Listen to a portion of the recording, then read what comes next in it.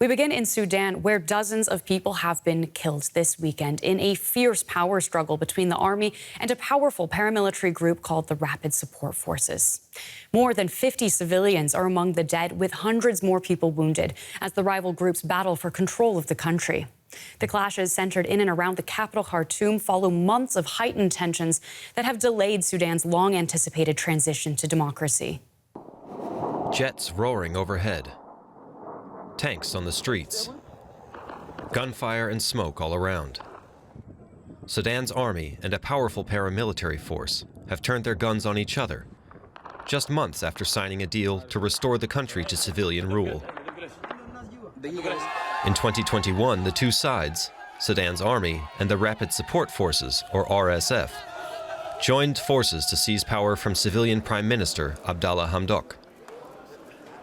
An uneasy era of power sharing began as Army Chief General Abdel Fattah al-Burhan became Sudan's de facto ruler, while General Mohammed Hamdan Dagalo, better known as Hemeti, kept control of the RSF.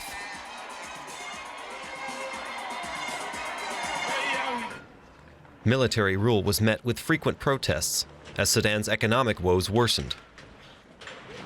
International aid dried up, and fuel and food became scarce. Activists marched almost every week in Khartoum to demand a return to civilian rule and a restructuring of the military. We are out today to reinstate the civilian country, and we are calling very clearly for the military to return to the barracks and for the RSF to be disbanded. By the end of 2022, Hemeti and al-Burhan signed a deal with Sudan's main pro-democracy group to establish a civilian-led transitional government. But the two generals couldn't agree on a timeline for a merger of their forces, and negotiations stalled.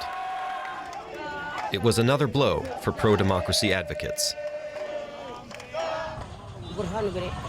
Al-Burhan and Hemeti are fighting over power, and we are fighting for food and drink. They are fighting over authority and looting the country and people. With diplomacy at a dead end, confrontation became more likely. Just days before the violence broke out, the army issued a rare public warning that the RSF was illegally mobilizing its forces around the country.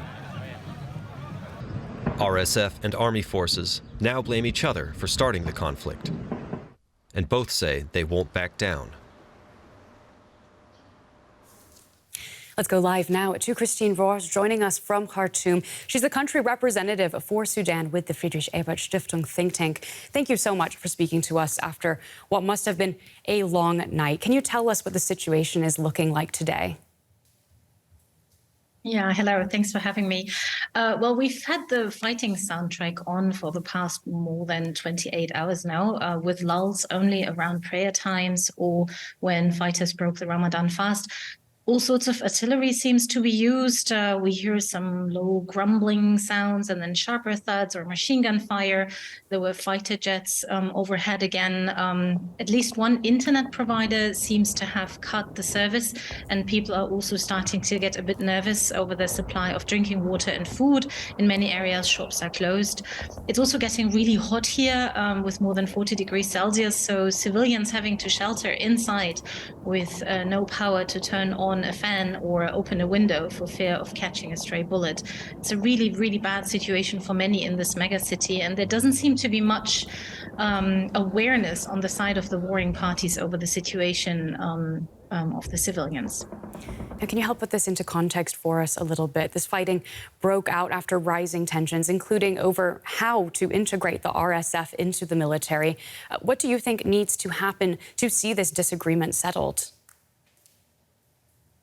Well, one united army is indeed a key civilian demand for a potential future civilian government. You may know that in the past few months, there was a lot of hope for this final agreement between the military and the civilians to happen. And the military handing back the power to the civilians. The key issue of forming one united army, of course, would also include that the that the RSF militia was integrated into this army, which of course is not in the interest of the RSF. They wanted to make this a 10-year or so process. The military pushed for 1 or 2. Potential talks may circle around those topics and reach a compromise to kind of diffuse tensions around these issues. But this is not the immediate concern anymore. The immediate concern is that both leaders are really amped up now, and that their rhetoric has become hardline since yesterday.